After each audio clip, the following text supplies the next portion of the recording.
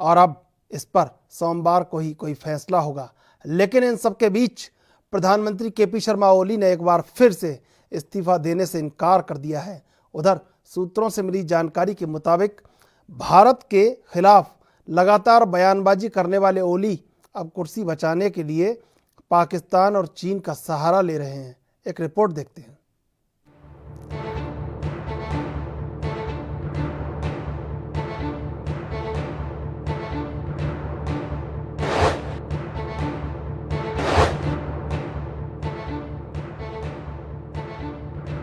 नेपाल में राजनीतिक संकट और भी गहरा हो गया है। शनिवार को होने वाली नेपाल कम्युनिस्ट पार्टी की स्थायी समिति की बैठक टल गई है। नेपाल कम्युनिस्ट पार्टी के नेता पुष्प कमल दहल प्रचंड प्रधानमंत्री केपी शर्मा ओली से मिलने नहीं पहुंचे, जिसके बाद अब नेपाल कम्युनिस्ट पार्टी विभाजन की ओर बढ़ती दिख रही है। वहीं इसके बीच नेपाल पीएम केपी ओली ने इस्तीफा देने से भी इनकार कर दिया है। 6 जुलाई तक टली स्थायी समिति की बैठक। बता दें कि इससे पहले प्रचंड और ओली के बीच शुक्रवार को 3 घंटे तक बैठक हुई थी, लेकिन इसके बाद भी दोनों के बीच कोई समझौता नहीं हुआ। इसके बाद शुक्रवार सुबह 9 बजे से प्रधानमंत्री और प्रचंड के बीच बैठक होनी थी और 11 बजे पार्टी की स्टैंडिंग कमेटी की बैठक होनी थी। लेकिन अब ये बैठक सोमवार 6 जुलाई को होगी। एक व्यक्ति एक पद प्रणाली की मांग। बता दें कि मौजूदा प्रधानमंत्री केपी शर्मा ओली और पूर्व प्रधानमंत्री प्रचंड दोनों ही नेपाल कम्युनिस्ट पार्टी के कार्यकारी अध्यक्ष हैं। पूर्व प्रधानमंत्री प्रचंड का गुट चाहता है कि केपी शर्मा ओली कार्यकारी अध्यक्ष के पद से इस्तीफा दें और पार्टी को अपने तरीके से चलाने दें। लेकिन केपी शर्मा ओली कार्यकारी अध्यक्ष के पद से इस्तीफा नहीं देना चाहते। बता दें कि प्रचंड कई बार से ये कह चुके हैं कि सरकार और पार्टी के बीच समन्वय का अभाव है। साथ ही वे एनसीपी की ओर से एक व्यक्ति एक पद प्रणाली का पालन किए जाने पर जोर भी दे रहे हैं। लेकिन केपी शर्मा ओली लगातार पार्टी के विचारों को दरकिनार कर रहे हैं। केपी ओली के इस्तीफे की उठ रही है मांग। गौरतलब है कि नेपाल में कई दिनों से केपी ओली के इस्तीफे की मांग उठ रही है। बजट सत्र को स्थगित करने के बाद केपी ओली एक अध्यादेश लाकर पार्टी को तोड़ सकते हैं। सूत्रों की माने तो ओली यहां मुख्य विपक्षी पार्टी नेपाली कांग्रेस के संपर्क में भी हैं, जिससे उन्हें सपोर्ट मिल सकती है। दरअसल ओली अध्यादेश लाकर पार्टी एक्ट में बदलाव कर सकते हैं। इससे उन्हें पार्टी को बांटने में आसानी होगी। ये सब चीन और पाकिस्तान के समर्थन में हो रहा है, ऐसा भी माना जाता है। बता दें कि नक्शा विवाद के बीच ओली भारत के खिलाफ लगातार बयानबाजी कर रहे हैं। इसके बाद ही पाकिस्तान पीएम इमरान खान ने ओली से संपर्क साधा था। दूसरी तरफ नेपाल में मौजूद चीनी राजदूत भी इन कोशिशों में लगे हैं कि ओली को सत्ता में बनाया जा रखे। हाल में ओली की ओर से उठाए गए कुछ कदमों के पीछे चीनी राजदूत का भी अहम रोल बताया जाता है। अगर पार्टी टूटती है तो ओली को अपने समर्थन में 138 सांसद दिखाने होंगे, लेकिन अध्यादेश के बाद उन्हें सिर्फ फीसदी सांसद ही सपोर्ट दिखाना होगा। ऐसे में ओली के लिए चीजें आसान होंगी क्योंकि 40% सांसद उनकी तरफ हैं। लेकिन अब देखना यह होगा कि आखिर गेंद किसके पाले में आकर गिरती है। Desk report ANB news.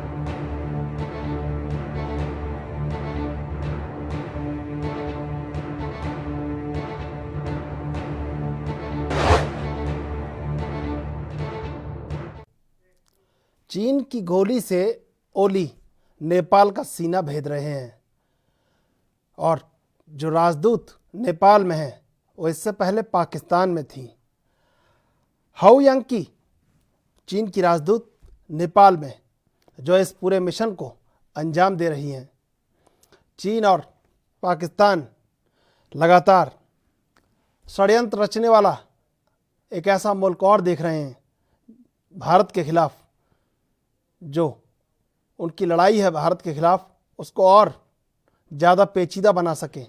हालांकि भारत के लिए कोई दिक्कत नहीं, लेकिन दिक्कत अब कहीं रिश्तों में ये आई है कि नेपाल में ही खुद नेपाल के प्रधानमंत्री का विरोध होने लगा है और भारत से मतभेद पर नेपाल में खुद सियासत से लेकर जनता दो फाड़ है कि आखिर सबसे पुराने मित्र के संग किसी ऐसे देश के कहने पर, जो देश न रिश्तों को समझता है, न मर्यादाओं को समझता है और न विश्वास का कोई उसके पास प्रमाण है, उस देश से कैसी मित्रता और पुराने मित्र से कैसी दुश्मनी, ये सब बातें नेपाल की जनता और सियासत दोनों बेहतर तरीके से समझते हैं।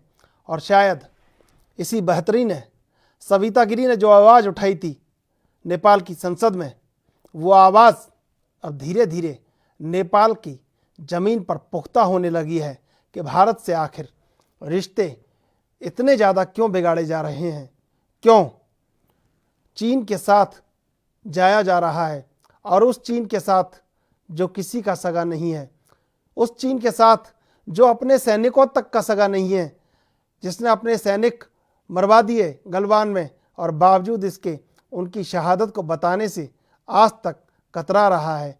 तो फिर सवाल उठता है नेपाल में भी,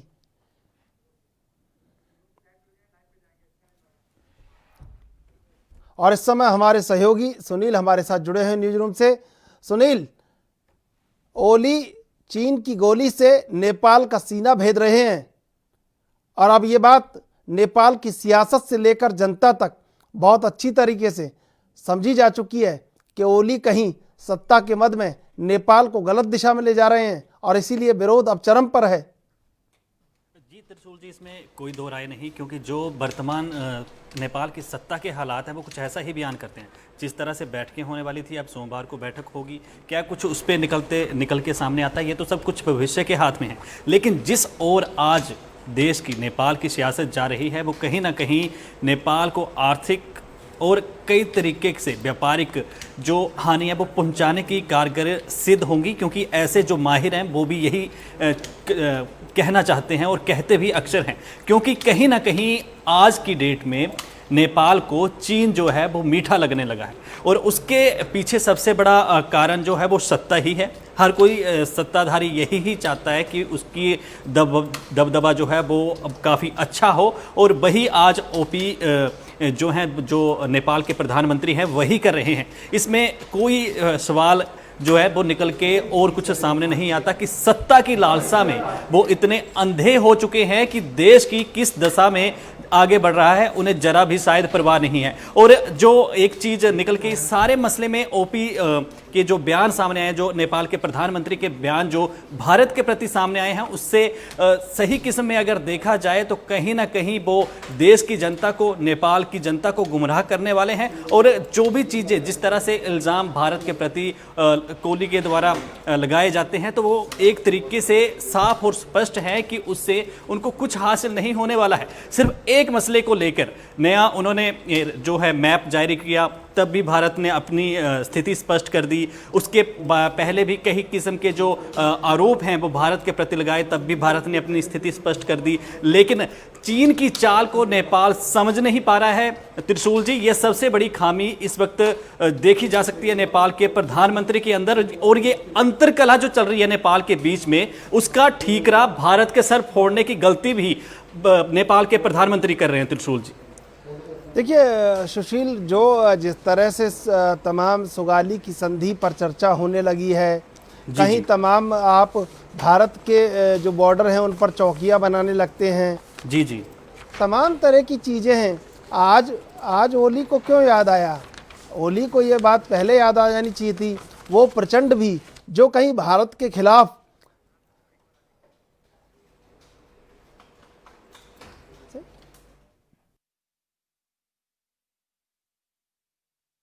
बिल्कुल सुशील, इस समय आप हमारे साथ बने रहिए। सहारनपुर से बड़ी खबर इस समय आ रही है।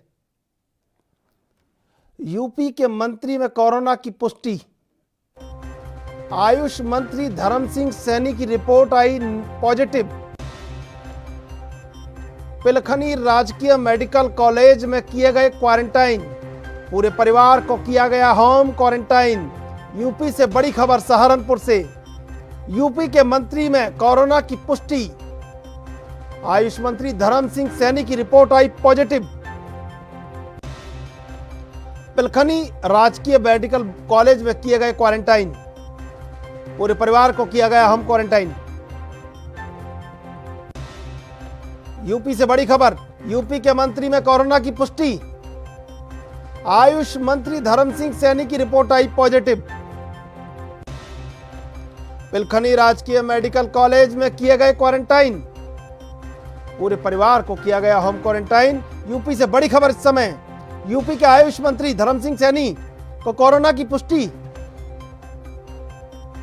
आयुष मंत्री धर्म सिंह सैनी की रिपोर्ट आई पॉजिटिव। यूपी से इस समय बड़ी खबर, पिलखनी राजकीय मेडिकल कॉलेज में किए गए क्वारंटाइन, यूपी के आयुष मंत्री धर्म सिंह सैनी की रिपोर्ट पॉजिटिव, पूरे परिवार को किया गया होम क्वारंटाइन। सहारनपुर, यूपी से बड़ी खबर इस समय, यूपी के मंत्री को कोरोना की पुष्टि हो गई है। आयुष मंत्री धर्म सिंह सैनी की रिपोर्ट पॉजिटिव आई है। पिलखनी राजकीय मेडिकल कॉलेज में क्वारंटाइन किए गए हैं मंत्री, पूरे परिवार को उनके साथ होम क्वारंटाइन किया गया है। सहारनपुर, यूपी के मंत्री में कोरोना की पुष्टि, आयुष मंत्री धर्म सिंह सैनी की रिपोर्ट आई पॉजिटिव।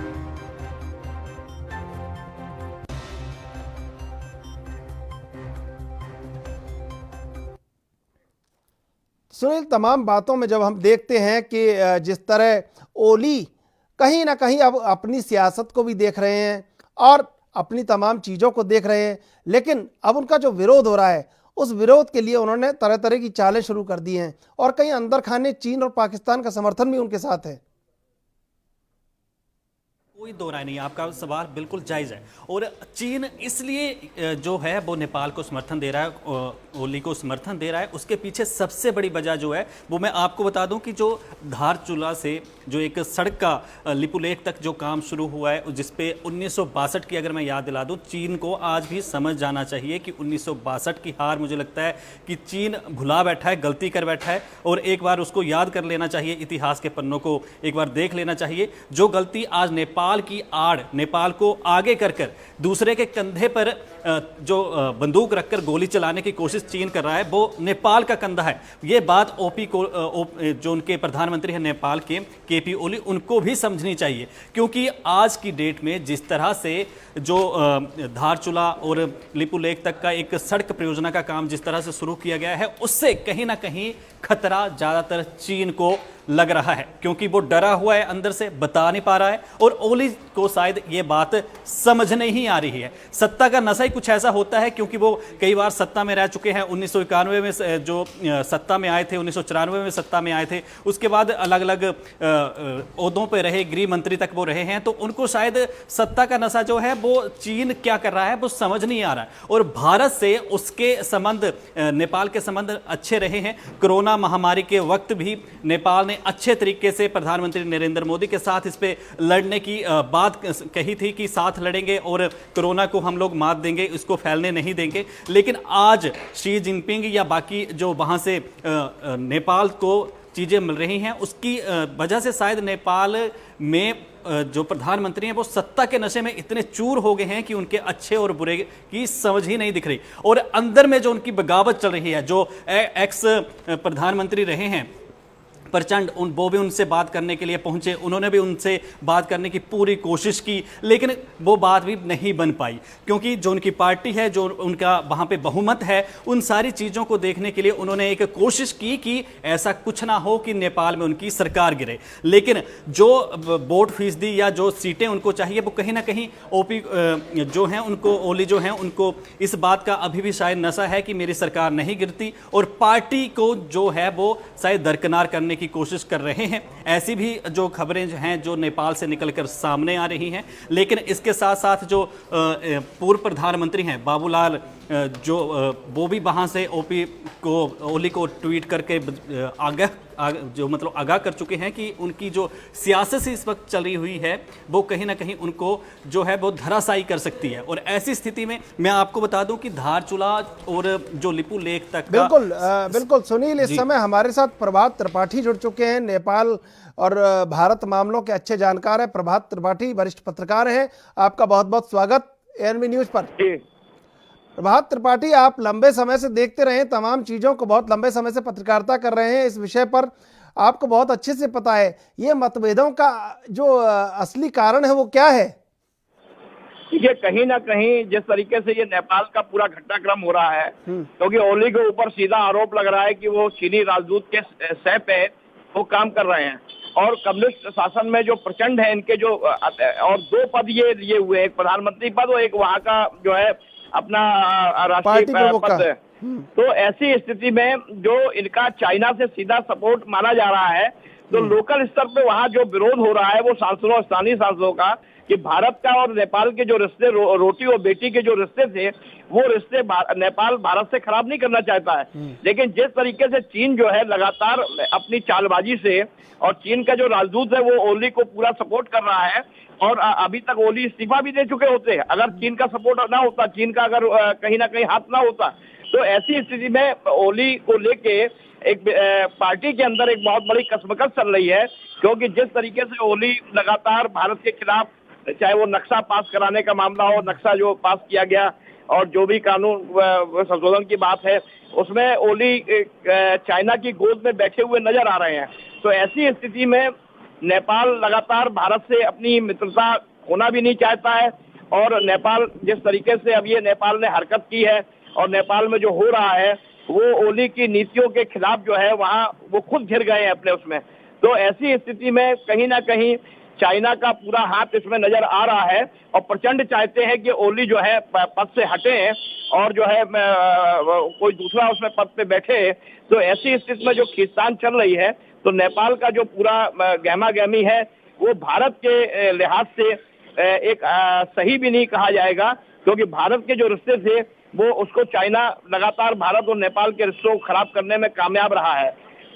प्रभात त्रिपाठी, जिस देश में एलपीजी सिलेंडर भी भारत से जाते हों, जिसकी तमाम सुख सुविधाओं का ख्याल भारत रखता हो, जिसके आड़े वक्त में भारत खड़ा रहता हो, जिसके सुख दुख में भारत खड़ा रहता हो, उस देश को ऐसी आज क्या जरूरत आ रही है कि वो बिहार के बॉर्डर पर जहाँ जहाँ नेपाल का बॉर्डर लगता है वहाँ चौकियाँ अपनी बना रहा है? उनको पता है अच्छे तरह से इन चौकियों का कोई मतलब नहीं है।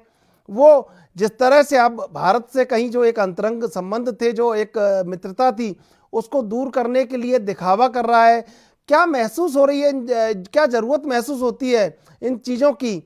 कहीं ना कहीं उसको भी पता है कि चीन और पाकिस्तान मिलके भारत के खिलाफ षड्यंत्र रचने के लिए नेपाल का इस्तेमाल कर रहे हैं। नेपाल के खुद लोग ये कह चुके हैं, नेपाल की सांसद सरिता गिरी संसद में ये बात कह चुकी हैं। बावजूद इसके वहाँ पर अब जो एक विरोध है भारत के पक्ष में और भारत के खिलाफ, दोनों तरह के सामने आ चुका है। तो सियासत गर्म है, लेकिन सियासत कहाँ जाएगी ये जानना चाहते हैं आपसे। देखिए चंद्रशेखर जी, निश्चित तौर पे जिस तरीके, देखिए चाइना जो है वो भूमाफिया है, विस्तारवादी नीति से चलता है, जिसको मोदी ने भी कल कहा, और मोदी ने बताया इशारों में लद्दाख से इशारा किया चीन के ऊपर कि विस्तारवादी नहीं विकासवादी बनो। तो जिस तरीके से चाइना लगातार नेपाल को फंडिंग कर रहा है, पैसा दे रहा है, और देखिए नेपाल जो आर्थिक स्थिति नेपाल की बहुत खराब है, गरीबी है वहाँ पे, तो नेपाल को जिस तरीके से चाइना जमीन के मामले में पैसा लगातार फंडिंग कर रहा है, पैसा दे रहा है, और ये चौकियां ये नेपाल कुछ ही बना ले। हमारा रोटी बेटी का जो रिश्ता था, हमारी बहुत सी जमीनें ऐसी हैं 40-50 किलोमीटर दूर भारतीय लोगों की जमीन है, वहाँ लोग जाते हैं अपनी खेती करने के लिए, और वहां से लौट के आते हैं, तो हमारे यहाँ से कई सामान जाता है वहाँ नेपाल में। तो जो रिश्ते ये बिगाड़े गए हैं वो निश्चित तौर पे कहीं ना कहीं चाइना का अप्रत्यक्ष रूप से हाथ है, और चाइना ये चाहता है कि नेपाल और पाकिस्तान, ये इनसे पाकिस्तान से रिश्ते भारत के वैसे भी खराब हैं, और पीओके का मामला चल रहा है, सारी चीजें हैं। तो ऐसी स्थिति में नेपाल भी अगर कहीं अपनी सीमा विवाद भारत से टकराव ले लेता है, तो उसमें चाइना अपना मजा लेना चाहता है, और दोनों को लड़ा के चाइना अपना खेल खेलना चाहता है। तो उस खेल में अब कितना कामयाब होगा ये तो बात की बात है, लेकिन खुद ओली वहां पे घिर चुके हैं, क्योंकि वहां के उनके जो सांसद हैं वो ओली के से सवाल कर रहे हैं, और देखिए कम्युनिस्ट शासन वहां पे चल रहा है। राजा का शासन जब समाप्त हुआ था तो भारत के बहुत से संबंध थे। ऐसी स्थिति में कम्युनिस्ट शासन का वहां पे राज करना, ओली का राज करना भारत के लिए, क्योंकि ओली इस समय भटक गए हैं, उनको जिस तरीके से चाइना ने अपनी गोद में बैठा लिया है और वो अभी समझ नहीं पा रहे हैं कि कहीं ऐसा ना हो कि उनको भी अध्यक्ष कर दिया जाए वहां पे। तो वो घिरे हुए हैं बुरी तरीके से और चाइना अपनी चाल में सफल हुआ है। तो निश्चित तौर पे भारत की जो कूटनीतिक प्रयास हो रहे हैं, भारत भी लगातार इसे प्रयास कर रहा है। भारत, आपको याद होगा, विदेश मंत्रालय से लेके भारत के किसी लोगों ने अभी नेपाल के मामले में कोई अपना बयान नहीं दिया है, क्योंकि उन्हें मालूम है कि नेपाल ऐसी हिमाकत नहीं करेगा। लेकिन अब समय आ गया है कि अब हमें देखना होगा कि नेपाल की सीमाओं पे जिस तरीके से वो अपने बंकर बना रहे हैं, वो सीमा अपना विवाद खड़ा करना चाहते हैं और उन्होंने नक्शे में भी उन्होंने लिपू लेक और ये सब पूरा जो है अपना दर्शाया है। तो ऐसी स्थिति में माहौल खराब है और अब ये देखना होगा कि भारत इसमें क्या कदम उठाता है। लेकिन प्रभात त्रिपाठी, ये बात नेपाल को अच्छी तरह से समझ में भी तो आती होगी, जिस तरह सियासी विरोध है, जिस तरह जनता का विरोध है, कि अगर कहीं कोई मदद की ज़रूरत पड़ गई, बाढ़, आंधी, तूफान, पानी, खाना, राशन, तमाम तरह की ज़रूरत में भारत उसके साथ खड़ा रहता है। अगर कोई ज़रूरत पड़ गई तो क्या चीन और पाकिस्तान उसके साथ आके खड़े हो जाएंगे? नहीं, देखिए ऐसा है कि वर्तमान समय में चीन यही दर्शाना चाहता है, चीन यही जता रहा है कि हम तुम्हारे साथ हैं। लेकिन चीन खड़ा होगा कि नहीं खड़ा होगा ये तो आने वाला वक्त बताएगा। भारत हमेशा नेपाल को मदद देता रहा है, भारत अपनी रसद भेजता रहा, दवाइयां भेजता रहा, सारी चीजें, और हम लोगों के रिश्ते बड़े प्रगाढ़ हैं, बहुत मजबूत हैं। लेकिन जब विपत्ति बुद्धि मारी जाती है, कहावत है विनाश काले विपरीत बुद्धि, तो नेपाल को अभी ओली को समझ में नहीं आ रहा है कि वो जिसकी गोद में बैठने जा रहा है, जिसकी गोद में बैठ के भारत के साथ इस तरीके की हिमाकत कर रहा है, तो कल को आने वाले समय में चाइना उसका कितना साथ देगा।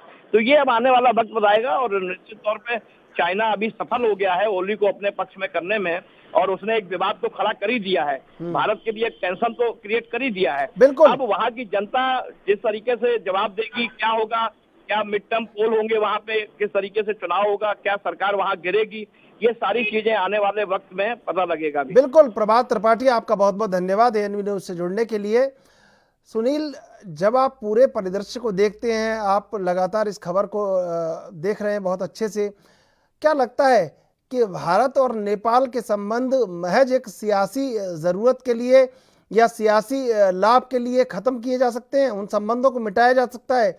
भले ही वो चौकियां अपनी बना दे नेपाल, लेकिन वो जो एक गाढ़ी रेखा दिल्ली से लेकर काठमांडू के बीच में रिश्तों की खिंची हुई है, उसको कैसे काटा जाएगा, उसको कैसे भरा जाएगा? देखिए त्रिशूल जी, आपने रेखा की बात की, जो रिश्तों की बीच अगर दरार पड़ जाए, हम लोग अक्सर भारतीय संस्कृति में इस बात को कहते भी हैं, तो वो गांठ जो है वो अगर एक बार पड़ जाए तो वो सही मुश्किल से ही होती है।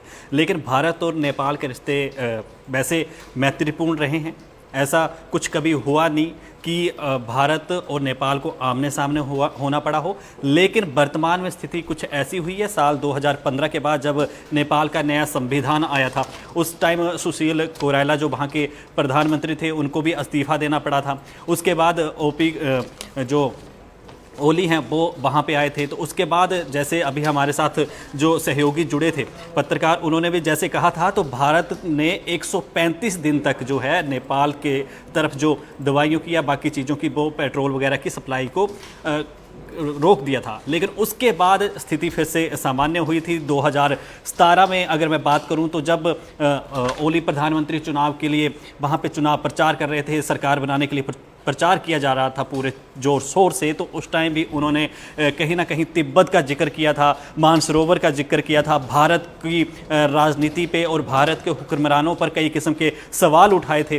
तो वो सारी चीज़ें कहीं ना कहीं भारत के प्रति ओली का पहले से ही रवैया जो है वो सही नहीं रहा है। लेकिन मैं पहले भी जैसे कह चुका हूँ कि ये आंतरिक कला है, और सरकार बनाने के लिए ओली, खुद सत्ता में रहने के लिए ओली अपने जो भी उनके आंतरिक विरोध चल रहे हैं पार्टी के बीच, जो प्रचंड के साथ चल रहे हैं, वो एक्चुअली सारी चीज़ें जो हैं वो भारत पर थोपी जा रही हैं। और सबसे बड़ी बात जो एक बात मैं आपको यहाँ पे बता दूं कि ये जो सीमा विवाद निकाला जा रहा है कि जब अनुच्छेद 370 पर भारत ने बदलाव किया था, जम्मू कश्मीर को 2 केंद्र शासित प्रदेशों में बना दिया गया था, लद्दाख और जम्मू कश्मीर, तो उसके बाद सरकारी नक्शा आज से 6-7 महीने पहले भारत सरकार ने जारी किया। उस नक्शे के जारी होने के बाद मई महीने में एक विवाद नया निकल के सामने आ गया। जब नेपाल ने अपना सरकारी नक्शा जारी किया, संसद के बीच बजट सत्र चल रहा था, ओली ने वहां के राष्ट्रपति से मुलाकात करके बजट सत्र को रुकवा दिया। तमाम सारी जितनी भी गतिविधियां हुई उन पर रोक लगा दी गई और ठीकरा सीधे के सीधे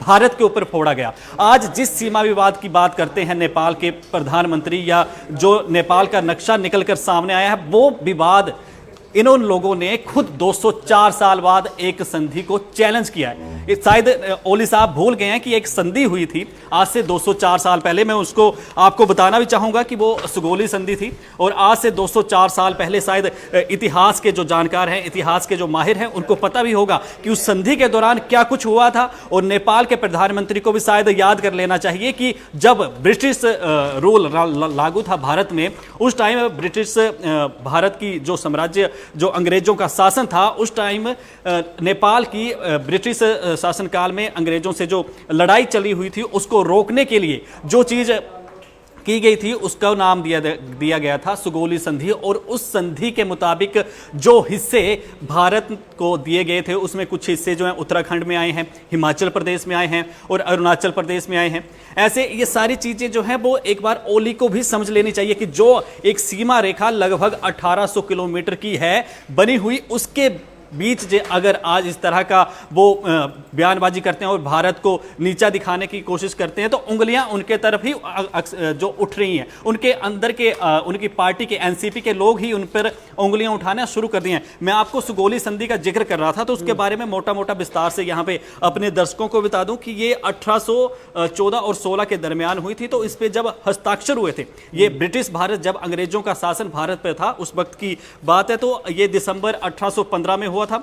और इसका जो सीधा तौर पर जो हिस्सा माना गया था कि इस संधि के दौरान जो हिस्से भारत को दिए गए थे, जो वहाँ की रियासतें, उस टाइम जो भारत की रियासतें थी, जब भारत 1947 में आज़ाद हुआ था, तो उससे पहले भी जो रियासतें थी, उसमें जो रियासतों को जोड़कर और नेपाल ने जो हिस्से इस संधि के अनुरूप भारत को दिए थे, उन हिस्सों को, सारी चीज़ों को जोड़कर शायद आज नेपाल भूल गया है कि उसके जो चीजें थी वो आज क्यों नहीं। जो वहां के राजा थे, शाश्वत रूप, उनका भी जिक्र मैं यहां पे करना चाहूँ था। उन्होंने इस संधि को अंजाम दिया था क्योंकि वो ब्रिटिश और नेपाल का जो आंतरिक ये युद्ध चला हुआ था उसको रोकना चाहते थे। और महाकाली नदी का भी। इस समय आप हमारे साथ बने रहिए। कानपुर से बड़ी खबर, कानपुर से इस समय बड़ी खबर आ रही है।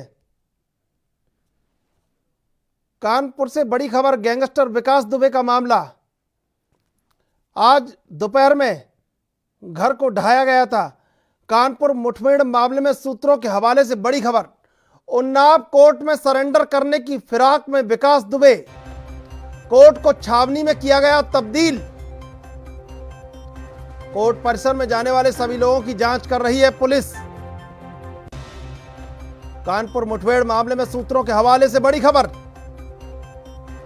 उन्नाव कोर्ट में सरेंडर करने की फिराक में गैंगस्टर नरपिशाच विकास दुबे, कोर्ट को छावनी में किया गया तब्दील। कोर्ट परिसर में जाने वाले लोगों की जांच कर रही है पुलिस। कानपुर मुठभेड़ मामले में सूत्रों के हवाले से बड़ी खबर। उन्नाव कोर्ट में सरेंडर करने की फिराक में गैंगस्टर विकास दुबे। और इस खबर पर ज्यादा जानकारी के लिए हमारे साथ जुड़ गए हैं पुनीत मोहन। पुनीत मोहन, वो गैंगस्टर, दुर्दांत अपराधी जिसने 8 पुलिस वालों को शहीद कर दिया, अब उसके पीछे कोई कैसा हाथ है कि वो अब सरेंडर भी करने की फिराक में है? देखिए, सीधे तौर पे जिस तरीके से 8 पुलिसकर्मी मुठभेड़ में शहीद हुए और मुख्य आरोपी विकास दुबे है, सीधे तौर पर एक प्रयास रहा है कि वो किसी तरह कोर्ट में सरेंडर कर दे और सीधे तौर पर पुलिस के हत्थे ना चढ़े, क्योंकि अगर पुलिस के हत्थे चढ़ेगा तो सीधे तौर पर एनकाउंटर होने की, मुठभेड़ होने की ज्यादा संभावनाएं हैं। लगातार प्रयास कर रहा है। जो हमारे सूत्र हैं, जो हमारे पुलिस में और अन्य लोगों से जो हमारी जानकारियां मिल रही हैं, उसके अनुसार वो लगातार प्रयास कर रहा है कि कानपुर के ही किसी आसपास के जिले में कोर्ट में सरेंडर किया जाए, और सीधे तौर पर उस प्रयास भी किया जा रहा है। उसके द्वारा उन्नाव में आज जो कोर्ट थी उसको पूरी तरीके छावनी में तब्दील कर दिया गया था। एक एक व्यक्ति की चेकिंग करी जा रही थी। सीधे तौर पर पुलिस भी इस बात को बहुत अच्छे तरीके से समझ रही है कि विकास दुबे लगातार प्रयासरत है कि वो किसी तरह कहीं पर भी कोर्ट में सरेंडर करने का उसको मौका मिल जाए, और सीधे तौर पर वो रिमांड में लेने की प्रक्रिया होगी वो बाद में होगी, लेकिन जो मुठभेड़ होने के चांसेस हैं वो कम हो जाएंगे और एक सेफ्टी उसको हो जाएगी। इसको लेकर के वो लगातार प्रयास कर रहा है कि किसी तरह उसको मौका मिले और वो कहीं ना कहीं कोर्ट में सरेंडर करने में सफल हो जाए। उन्नाव क्योंकि कानपुर से लगा हुआ है और उन्नाव के चांसेस इसलिए ज्यादा हैं क्योंकि वो जंगलों के रास्ते जिन रास्तों में गया है, और पूरी उम्मीद है कि पीछे के रास्ते से या कहीं से भी निकल करके वो उन्नाव सुरक्षित तरीके से पहुंच सकता है। ऐसे में उन्नाव का जो कोर्ट है वो पूरी तरीके से छावनी में तब्दील कर दिया गया था, और ये सीधे तौर पर कहीं ना कहीं पुलिस भी इस बात को बेहतर समझ रही है कि सीधे तौर पर अगर विकास दुबे कोर्ट में सरेंडर करने में सफल हो गया तो कहीं ना कहीं पुलिस के लिए भी एक जो चुनौती विकास दुबे ने दी है उसमें पुलिस के हाथ असफलता लगेगी। जी, लेकिन पुनीत, अगर सरेंडर करने की फिराक में है तो फिर ये भी बात तय हो जाती है कहीं ना कहीं कोई राजनीतिक संरक्षण है, पीछे कोई हाथ है बैकबोन में। देखिए, सीधे तौर पर विकास दुबे के पीछे राजनीतिक संरक्षण है। एक सीधे तौर पर जो गुंडे प्रवृत्ति के लोग हैं उनकी एक अच्छी खासी फौज है जिनके पर वो जेल में रह करके भी काम करता था, वसूली करवाता था। हत्या के प्रयास जैसे उसके ऊपर मुकदमे दर्ज हैं, हत्या के मुकदमे दर्ज हैं, अपहरण के मुकदमे दर्ज हैं। पूरे एक लॉबी उसने बना रखी थी। एक बहुत बड़ा कह सकते हैं कि संगठन था जो विकास दुबे कहीं ना कहीं उनको संरक्षण देता था और विकास दुबे के लिए वो लोग काम करते थे। सीधे तौर पर जब ये मुठभेड़ हुई उस समय भी गाड़ी लेकर के कोई खड़ा हुआ था और सीधे तौर पे गाड़ी से ही फरार हो गया, और पुलिस लगातार दबिश दे रही। 36 घंटे से ऊपर हो गया और कहीं ना कहीं पुलिस भी हाथ पांव मार रही कि किसी भी तरीके विकास दुबे पुलिस की गिरफ्त में आ जाए। और दूसरी तरफ विकास दुबे है जो लगातार ये प्रयास कर रहा है कि किसी भी तरीके से कोर्ट में सरेंडर करने में वो सफल हो जाए। जी, लेकिन पुनीत, जिस तरह आज उसके किले को ढाया गया है, दुर्दांत अपराधी के किले को नेस्तनाबूद किया है पुलिस ने, कहीं एक जगह तो इकबाल बुलंद कर लिया, लेकिन शहादत का बदला भी लेना है पुलिस को। देखिए, सीधे तौर पे जिस तरीके से 8 पुलिस कर्मियों की शहादत हुई है इस मुठभेड़ में, पुलिस कर्मियों में गुस्सा है और कहीं ना कहीं पुलिस की जो टीम है जो कई भागों में बटी हुई है वो लगातार यहाँ से लेकर के नेपाल बॉर्डर तक, नेपाल के अंदर तक, दूसरे राज्यों में लगातार दबिश दे रही है और प्रयास कर रही है कि किसी भी तरीके से विकास दुबे को अरेस्ट किया जाए। कृष्णानगर वाले मकान पे भी उसके यहाँ पुलिस गई है। एक पेनड्राइव से लेकर के एक कागज जो हाथ लगे हैं उनकी गहन छानबीन करी जा रही है। मोबाइल के रिकॉर्ड्स निकाले जा रहे हैं, उसके जितने नंबर टच में थे उन लोगों को के रिकॉर्ड्स निकाले जा रहे हैं जो उसके टच में थे। और 30 लोग कम से कम ऐसे हैं जिनको पुलिस ने उठाया है और सीधे तौर पर कहीं ना कहीं जहां भी उसके छुपने की संभावनाएं हैं पुलिस वहां पर दबिश दे रही है। पुलिस के लिए, क्योंकि पुलिस के इकबाल को उसने चुनौती दी है और पुलिस सीधे तौर पर पुलिस कर्मियों में गुस्सा है और वो किसी भी हालत में विकास दुबे को पकड़ना चाहते हैं। जी बिल्कुल पुनीत, बहुत बहुत धन्यवाद आपका तमाम जानकारी के लिए। तो सुनील, जिस तरह सुगाली की संधि हुई, आज संधि के कागजों को भी देखा जा रहा है और तमाम रिश्तों को भी परखा जा रहा है। हाउ यांकी जो कि पाकिस्तान में रही थी, चीन की राजदूत, वो भी कहीं विषकन्या के रूप में अब वहाँ आ चुकी हैं नेपाल में, और भारत के खिलाफ जो काम कर रही हैं, कहीं पाकिस्तान और नेपाल और चीन का एक कॉरिडोर बना रही हैं। लेकिन हालांकि ये कॉरिडोर बनाने में वो कामयाब नहीं होंगी, क्योंकि कहीं रिश्तों की गर्माहट है जो कभी कभी मौसम के संग, मिजाज के संग बदल जाती है, लेकिन उन रिश्तों में फिर गर्मी आएगी, भारत और नेपाल के रिश्तों में। और ये जो दिल्ली से काठमांडू तक की रेखा है, रिश्तों की जो रेखा है, इसको ऐसे कोई नहीं मिटा सकता।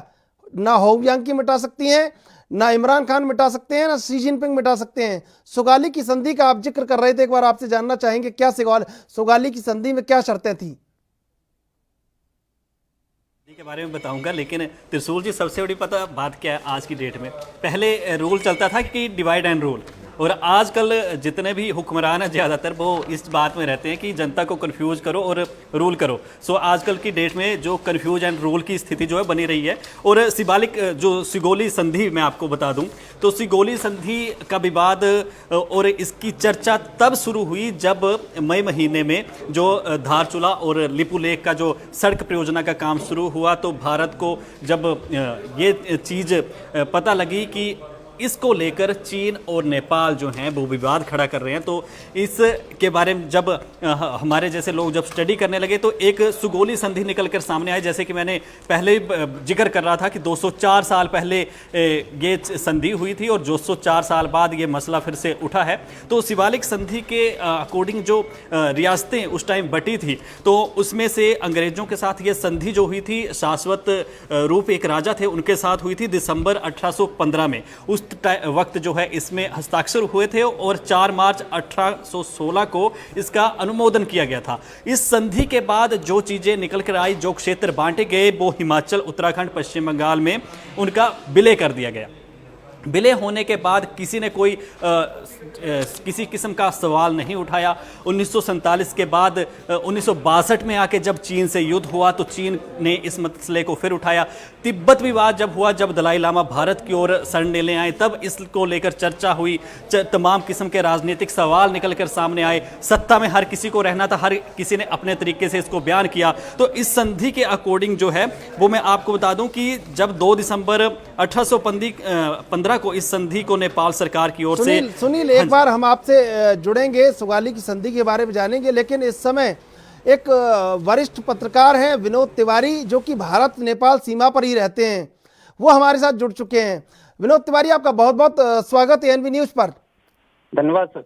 आप भारत नेपाल सीमा पर रहते हैं, बिल्कुल तमाम तरह से पत्रकारिता इतने सालों से करते रहे हैं, तमाम चीज़ों को बहुत अच्छी तरह जानते हैं कि भारत नेपाल के बीच में जो गाढ़ी रेखा है रिश्तों की, उसको भी बहुत अच्छे से पहचानते हैं। ये सियासत का क्या खेल है जो इस समय नेपाल बिल्कुल भारत के खिलाफ जा रहा है, लेकिन नेपाल में भी अब स्वर बुलंद हो चुके हैं भारत की मित्रता के।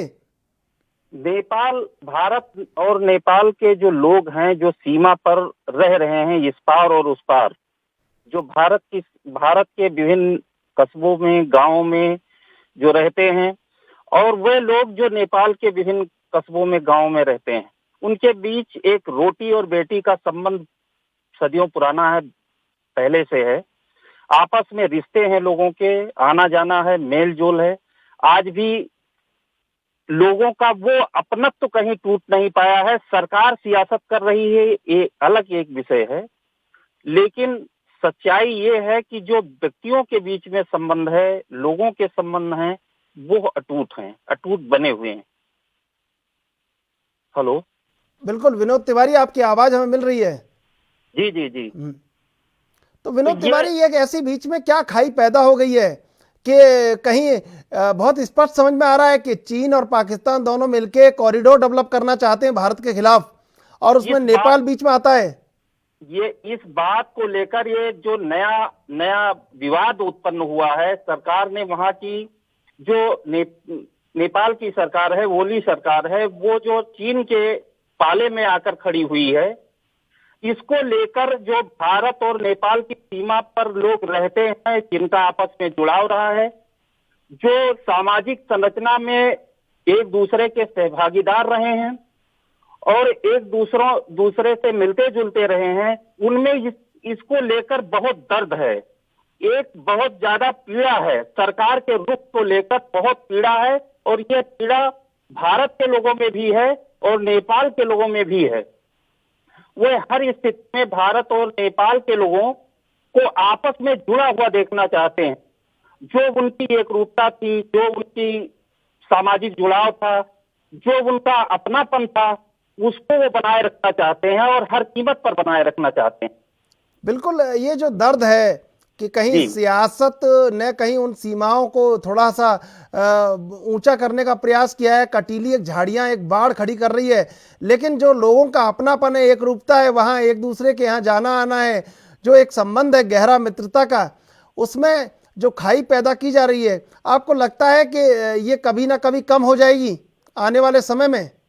अभी जो लोगों के बीच अब तक जो जुड़ाव रहा है, वो उस जो सरकार का रुख सामने आया, उसको देखकर लोगों में गहरी पीड़ा है, गहरा दर्द है।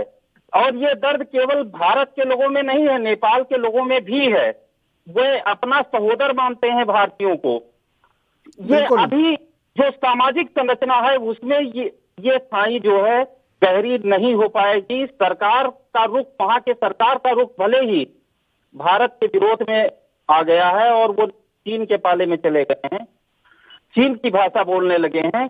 लेकिन अभी जो सीमावर्ती संरचना है उसमें कहीं इस तरह के भाव नहीं परिलक्षित हो रहे हैं, नहीं दिखाई दे रहे। बिल्कुल विनोद तिवारी, आपसे मैं सवाल करूंगा, लेकिन एक बार सुगाली की संधि में जो तमाम चीज़ें हैं, जो नेपाल अच्छी तरह जानता है कि यहाँ पहले ही वो सब चीज़ें लिपुलेख से लेके धारचूला से लेके तमाम शारदा नदी का उद्गम स्थल है, उस पर वो अपना दावा कर रहे हैं, तो ये सब चीज़ें बेमानी है उनके लिए, वो अच्छी तरह जानते हैं। एक बार हमारे साथ हमारे सहयोगी सुनील जुड़े हुए हैं, उनसे जान लेते हैं।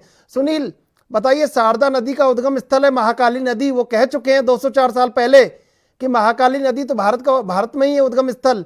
फिर वो जो आज कर रहे हैं उनको अच्छी तरह पता है कि ये षड्यंत्र चीन के षड्यंत्र में शामिल होने से कुछ होने वाला नहीं है। जी त्रिशूल जी, आपको जैसे आपने जिक्र किया 204 साल पहले का, मैंने भी जिक्र किया महाकाली नदी का भी आपने जिक्र कर दिया। हर एक चीज़ पर बताऊंगा, कुछ एक चीज़ जो डाटा मेरे पास मेरे हाथ में है इस वक्त। तो सबसे पहले यहाँ पे मैं आपको स्पष्ट कर दूं कि ऐसा कोई पड़ोसी मुल्क नहीं है जिसके अपने पड़ोसियों से मिलती हो, और भारत के 7 पड़ोसी मुल्क हैं, चीन, म्यांमार, पाकिस्तान, नेपाल, भूटान, अफगानिस्तान और वेस्ट बंगाल। सबसे जो है कहीं ना कहीं सीमा विवाद जो है वो चला ही रहता है।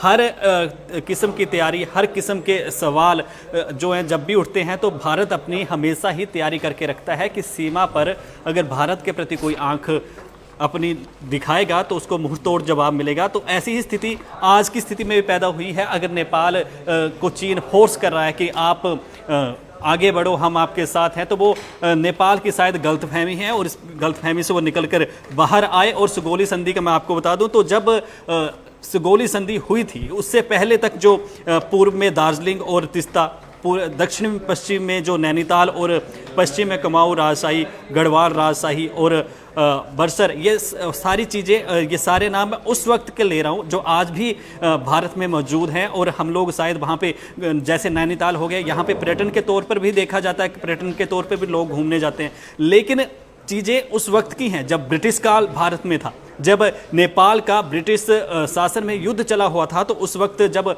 एक संधि हुई थी जिस पर जब हस्ताक्षर हुए थे 2 दिसंबर 1815 को, तो उस वक्त नेपाल की ओर से राजगुरु गजराज मिश्रा ने, जिनके सहायक चंद्रशेखर उपाध्याय थे, और एक कंपनी की ओर से लेफ्टिनेंट कर्नल पेरिस ब्रिडेसा द्वारा हस्ताक्षर किए गए थे। और 4 मार्च 1816 को चंद्रशेखर उपाध्याय और जनरल डेविड अंटोनी जो थे, उनका यहाँ पे संधि पर हस्ताक्षर जो प्रतियां यहाँ पे हुई थी, तो वहाँ पर इस संधि का इस्तेमाल किया गया था। और उन हिस्सों को मैं पहले बता चुका हूं कि उत्तराखंड, हिमाचल, पश्चिम बंगाल में उनका विलय कर दिया गया था जब भारत में रियासतें हुआ करती थी। तो यहाँ पे जो उद्गम स्थल, जी एक बार हम आपसे चर्चा जारी रखेंगे। विनोद तिवारी, ये जो रिश्तों की गर्माहट है, ये जो दर्द है, ये जो सियासी खाइयाँ कहीं चीन और पाकिस्तान पैदा करना चाहता है, लेकिन जो दर्द भारत और नेपाल के रिश्तों में है, कहीं वो दर्द आपको लगता है कि आने वाले दिनों में कम हो जाएगा? हमको ऐसा नहीं लगता है, क्योंकि जो सीमावर्ती क्षेत्र हैं उनके लोग, उनके आसपास जो लोग रहते हैं, उनके संबंध इतने गहरे हैं कि सरकार जो सियासत कर रही है उसको, वो रिश्तों की जो गर्माहट है, रिश्तों की जो गहराई है, वो उस चाल को विफल जरूर करेगी। भले ही इसका असर आने वाले नेपाल के चुनाव में दिखाई दे, या हो सकता है कि जनता कहीं न कहीं इस निर्णय से खुश नहीं है। नेपाल के लोगों में भी काफी प्रतिक्रिया सुनी जा रही है, देखी जा रही है। कई लोगों से जिससे संपर्क होता है वह इस पर खिन्नता व्यक्त कर रहे हैं, अपना दर्द व्यक्त सुना रहे हैं। ये है, कहीं कहीं दर्द है नेपाल के रिश्तों में, और दर्द कहीं कम नहीं होने देगा रिश्तों में गर्माहट को। विनोद तिवारी, आपका बहुत बहुत धन्यवाद एएनबी न्यूज़ से जुड़ने के लिए। सुनील, मैं उन बिंदुओं को जानना चाहता हूं जो सुगाली की संधि में भारत, उस समय ब्रिटिश जो पेरिस ब्रैडशाह और गजराज उपाध्याय के बीच में तय हुए थे, जो वहाँ के जो राजा थे गजराज, उनके बीच में तय हुए थे कि क्या वो बिंदु हैं जहाँ पर नेपाल को पीछे हटना है, जहाँ पर ये सीमा भारत की है, वो बिंदु हमें बता दीजिए जरा। जी, मैं आपको सबसे पहले बता दूं कि अगर उस संधि से पहले मैं एक चीज़ बता दूं कि हम लोग अक्सर काला पानी के बारे में सुनते रहे, चीन के साथ जब विवाद हुआ था 1962 में, तब से भारत के नक्शे पर भारत अपना हिस्सा उसको पहले से ही काला पानी को बताता रहा है। काला पानी का जिक्र इसलिए ज़्यादा जरूरी हो गया है क्योंकि जब जो सुगौली संधि हुई थी उस वक्त जो मुख्य पंक्तियां में 2 या 3 जो जरूरी हैं वो आपको यहाँ पे अपने दर्शकों को भी बता दूं कि सबसे पहले जो प्रति थी जिस पे हस्ताक्षर हुए थे वो सबसे पहले यही थी कि ईस्ट इंडिया कंपनी और नेपाल के राजा के बीच सदैव शांति रहेगी और मित्रता रहेगी। उसके बाद नेपाल के राजा ने उन सभी भूमि दावों का परित्याग कर देंगे जो युद्ध से पहले दोनों राष्ट्रों के मध्य विवाद का विषय था। मतलब जो ब्रिटिश जिस वक्त अंग्रेजों का शासन था, जो नेपाल के साथ उनका युद्ध चला हुआ था, ये उस वक्त की बात है कि जो भी भूमि का वो परित्याग करेंगे उनको चिन्हित किया गया था एक तरीके से, एक उस वक्त एक मैप तैयार किया गया था उसके अकॉर्डिंग, और उन भूमियों की संप्रभुता कंपनी के अधिकार को स्वीकार करेंगे। जो यानी कंपनी बनाई गई थी, जो एक अधिकार बनाया गया था, जो उस वक्त का रूल बनाया गया था, उनके अकॉर्डिंग हर एक चीज को उन्होंने मान लिया था। और नेपाल के राजा शाश्वत रूप ने इनमें से कुछ एक चीजों को जो ईस्ट इंडिया कंपनी थी उनको सौंप देंगे। उसमें से काली और राप्ती नदियों के बीच का संपूर्ण तराई क्षेत्र, जितना भी जो बहने वाला पानी था, जो जिस ओर नदियां बहती थी, तराई क्षेत्र जिसको कहा जाता है, यहाँ पे जो अंकित हुआ है वो भी उनको सौंप देंगे। बुटवाल को छोड़कर राप्ती और गंडकी के बीच का संपूर्ण तराई क्षेत्र जो है उस नदी का भी वो भी सौंपने की बात हुई थी। कोसी के बीच का संपूर्ण तराई क्षेत्र जो ईस्ट इंडिया कंपनी को जो वो देने का यहाँ पे बात कही गई थी। मैची और तिस्ता नदियों के बीच की संपूर्ण तराई क्षेत्र देने की बात कही गई थी। और इसके बाद मेची नदी के पूर्व में भीतर प्रदेशों के संपूर्ण पहाड़ी क्षेत्र के साथ ये भी दिए जाने की बात कही थी। बिल्कुल सुनील, भारत नेपाल के रिश्तों को बहुत अच्छी तरह जानते हैं और इन संबंधों में गर्माहट और क्या कमी है इनको भी अच्छी तरह जानते हैं। हमारे साथ जुड़े हुए हैं मनोज मिश्रा। मनोज मिश्रा, आपका बहुत बहुत स्वागत है एएनबी न्यूज पर। जी, वरिष्ठ पत्रकार हैं। मनोज मिश्रा, आपसे जानना चाहते हैं, जो रिश्तों में कहीं एक खाई पैदा हो गई है और कहीं दिल्ली से काठमांडू का सफर बहुत लंबा हो गया है, जो सफर बहुत सहज और सुहाना हुआ करता था, ये सफर कैसे आसान होगा और कैसे इन रिश्तों में गर्माहट आएगी? क्या चीन और पाकिस्तान अपने मकसद में कामयाब हो जाएंगे इन रिश्तों को कम करने में? नहीं, मुझे लगता है कि चीन और पाकिस्तान के साथ हमारे संबंध नेपाल से देखना उचित नहीं होगा। दरअसल चीन की समस्या या पाकिस्तान की समस्या अलग रही है, लेकिन बड़े भाई की भूमिका या पिता की भूमिका में भारत हमेशा रहा है नेपाल के साथ में। मौजूदा, आपको आवाज आ रही है? हेलो, आपकी आवाज मिल पा रही है? मैं जी, मैंने कहा मौजूदा परिस्थिति, अब चूंकि कहीं न कहीं हमारे इर्द गिर्द चाइना हमसे बौखलाया हुआ है, तो पाकिस्तान, नेपाल, भूटान, बांग्लादेश को वो जरिया बना करके हमें डराने की कोशिश कर रहा है। लेकिन परिस्थितियां बहुत बदल चुकी हैं। नेपाल को दूरदर्शी सोच रखनी चाहिए। भारत के साथ उसका ऐतिहासिक संबंध रहा है, उसको बना के रखे। चाइना उसके साथ नहीं आने वाला है। अगर उसको देखना है तो वो हांगकांग की स्थिति देख ले, जापान की स्थिति देख ले, तिब्बत की स्थिति देख ले। और भारत कभी किसी राष्ट्र के साथ में कोई ऐसी गतिविधि में इन्वॉल्व नहीं रहा तो उसके निजी सम्मान को कोई नुकसान पहुंचे। जी बिल्कुल मनोज मिश्रा, आपका बहुत बहुत धन्यवाद एएनबी न्यूज से जुड़ने के लिए। बिल्कुल सुनील, जिस तरह से कहीं विस्तारवाद और विकासवाद की एक लड़ाई अब कहीं खड़ी हो गई है प्रधानमंत्री के बयान के बाद, और जिस तरह से नेपाल को अच्छी तरह समझ में आता है कि भारत वो मित्र नहीं है जो मदद देगा तो जमीन छीन लेगा, मदद देगा तो आपकी सियासत में दखल करेगा, मदद देगा तो एक ऐसा राजदूत भेज देगा जो कहीं आपके यहाँ सत्ता को तख्ता पलट करवाने के लिए प्रयासरत रहे। भारत तो बिल्कुल एकदम कहीं निष्कपट रूप से संबंध रखता है, ये नेपाल को अच्छी तरह पता है। बावजूद इसके जो नेपाल में हो रहा है और जो केपी ओली कहीं चीन के बीजिंग के सुर में कहीं अपना गाना सुना रहे हैं और कहीं इस्लामाबाद कराची तक उनका गाना गूंज रहा है, तो ये गाना थम जाएगा। और उनको पता है अच्छी तरह से, प्रचंड जो भारत के खिलाफ थे वो खुद उनको कह चुके हैं कि इतना विरोध ठीक नहीं है, इतना विरोध नहीं करना चाहिए।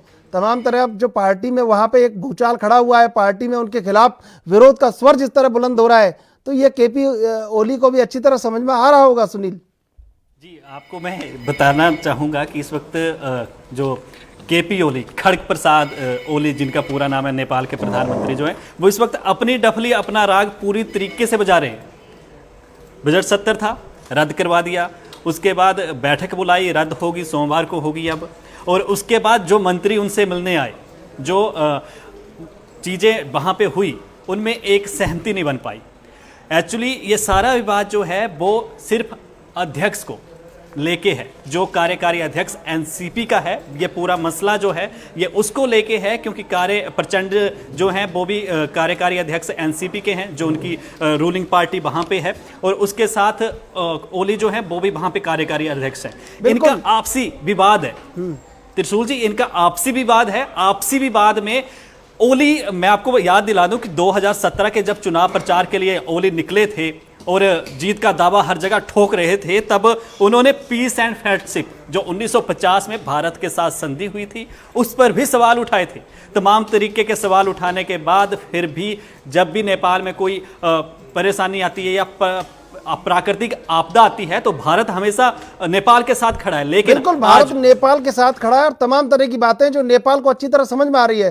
सुनील, आपका बहुत बहुत धन्यवाद न्यूज रूम से जुड़ने के लिए। आपने तमाम जानकारी उपलब्ध करवाई हमारे दर्शकों को। ये जो नेपाल में अब खेल खेला जा रहा है, और अच्छी तरह नेपाल को भी पता है कि सियासी खेल में कहीं जो नुकसान होना है वो नेपाल का होना है, कहीं कमजोर होना है तो काठमांडू को होना है, और मजबूत होना है तो बीजिंग को होना है, पाकिस्तान को मजबूत होना है। और चीन और पाकिस्तान मिलकर चाहते हैं कि भारत के खिलाफ एक कॉरिडोर बना लिया जाए, लेकिन ये कामयाबी मिलने वाली नहीं है। जो कहीं दर्द काठमांडू के दिल में है, जो कहीं दर्द दिल्ली के दिल में है, वो जब एक दूसरे से बात करेंगे, गले मिलेंगे, तो चीन और पाकिस्तान की तमाम साजिशें नाकाम हो जाएंगी। ये अच्छी तरह पता है। तमाम ये सारी बातें जो नेपाल को बहुत अच्छे से पता है, बावजूद इसके जिस तरह नेपाल में लगातार विरोध हो रहा है, और केपी शर्मा ओली ये जान चुके हैं अच्छे तरह से कि भारत से पंगा लेना बिल्कुल ठीक नहीं है, क्योंकि भारत और नेपाल के संबंध इतने गुथे हुए हैं आपस में कि जिनको अलग कर पाना बहुत ऐसी बात होगी कि कहीं किसी श्वास का खत्म हो जाना। और इसीलिए शायद नेपाल के लोगों ने, और नेपाल के लोगों से लेकर नेपाल की सियासत ने इस बात को समझा है कि भारत से संबंध खत्म करने का कोई मतलब नहीं है। एक ऐसा देश जो कहीं भी संकट काल में आके खड़ा हो जाता है, जिसके मन में न जमीन दबाने की बात है, न जिसके मन में राजनीतिक अस्थिरता पैदा करने की बात है, आखिर उससे पंगा क्यों लिया जाए। और शायद इसी का सबसे बड़ा प्रभाव है कि अब प्रचंड गुट लगातार ओली के इस्तीफे की मांग कर रहा है, और कहीं ओली अपनी सरकार बचाने के लिए जिस तरह हो यांकी, जो कि चीन की राजदूत हैं नेपाल में, उनके संग मिलकर, कहीं कुछ पाकिस्तान के लोगों के संग मिलकर सियासी गलियारे में कहीं। और इस समय हमारे साथ जुड़ चुके हैं रतिभान त्रिपाठी, वरिष्ठ पत्रकार, बहुत अच्छे तरह से इन संबंधों को जानते हैं, नेपाल और भारत के संबंधों पर बहुत अच्छी पकड़ रखते हैं। रतिभान त्रिपाठी, आपका स्वागत है एएनबी न्यूज पर। जी नमस्कार। बहुत अच्छी तरह से इन संबंधों को जानते हैं, जो दिल्ली से काठमांडू तक एक रिश्तों की रेखा है, जिसको कोई तोड़ नहीं सकता, कोई कहीं से उसको पाट नहीं सकता। लेकिन अब जो खाई पैदा हो गई है, उस खाई को कैसे दूर किया जाएगा? देखिए, भारत और नेपाल का रोटी बेटी का रिश्ता रहा है। भारत नेपाल के रिश्ते में हिंदुत्व का भी रिश्ता रहा है। हालांकि हमारा देश धर्मनिरपेक्ष देश है, नेपाल हिंदू राष्ट्र है, और फिर भी हिंदू संस्कृति, खान पान, रहन सहन, रीति रिवाज, भाषा और जो इस तरह का खुले बॉर्डर का जो रिश्ता है वो नेपाल से भारत का हमेशा रहा है। ऐसे में भारत से जो खटास पैदा हो, इसको यहाँ की सरकार और नेपाल की सरकार बैठकर इसका समाधान निकाल देंगे। ये रिश्ते ऐसे नहीं होते हैं, ये रिश्ते पीढ़ियों से बनते हैं। भारत का नेपाल ने देश को, नेपाल को के शासन पर अनैतिक दबाव डालने की संभवतः कोशिश की है, इसलिए ये अड़चने आ रही हैं। वरना भारत और नेपाल के रिश्तों में कभी भी ऐसी खटास नहीं आई थी, और मुझे लगता है कि देर सवेर ये मामला, इसका हल निकाल लिया जाएगा। सरकारें लगी हुई हैं, दोनों सरकारें प्रयास कर रही हैं, नेपाल की सरकार भी कर रही है और यहाँ की, क्योंकि दोनों का एक दूसरे पर निर्भरता काफी हद तक है, और नेपाल की निर्भरता भारत पर ज्यादा है।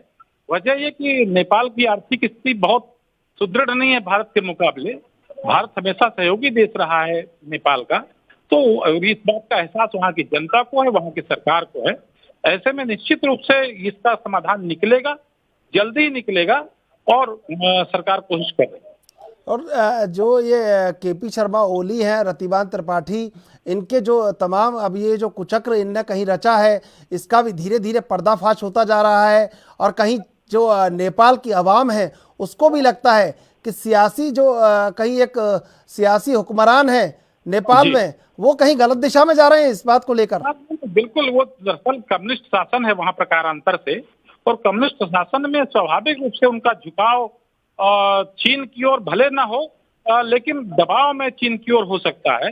तो वहाँ भी राजनीतिक अस्थिरता प्राय नेपाल में होती रहती है, और इसीलिए चीन की ओर झुक करके वहाँ प्रधानमंत्री ओली कुछ कोशिश इस तरह से कर रहे हैं कि उनकी सरकार बची रहे। उन्हें लगता है कि अस्थिरता चीन न फैला दे, इस डर से और थोड़ा दबाव में, थोड़ा वैचारिक साम्यता के नाते भी इस तरह की स्थितियां पैदा हुई हैं। लेकिन क्योंकि ये कूटनीतिक रिश्ते होते हैं और कूटनीतिक सवाल है, इसलिए सरकारें कूटनीतिक तरीके से इसका समाधान निकालेंगी। भारत सरकार और यहाँ भारत के विदेश मंत्री या विदेश मंत्रालय इस मामले में पूरी तन्मयता से, पूरी गंभीरता से लगा हुआ है। जो सूचनाएं हैं उनके मुताबिक समस्या का समाधान जल्द ही निकल आएगा, बहुत देर नहीं लगने वाली। बिल्कुल, रतिबान त्रिपाठी, आपका बहुत बहुत धन्यवाद एएनबी न्यूज से जुड़ने के लिए। पंची नदियां, पवन के झोंके, कोई सरहद ना इन्हें रोके। ये रिश्ते भारत और नेपाल के जो हैं वो बहुत गहरे हैं। इनको सियासत की जैसे ही गर्मी कम होगी तो एक ऐसी ठंडी हवा का झोंका है जो कहीं दिल्ली से काठमांडू तक फिर एक कर देगा और रिश्तों को गर्म कर देगा। बहरहाल आप रखिए अपना कोरोना से ख्याल और देखते रहिए एएनबी न्यूज।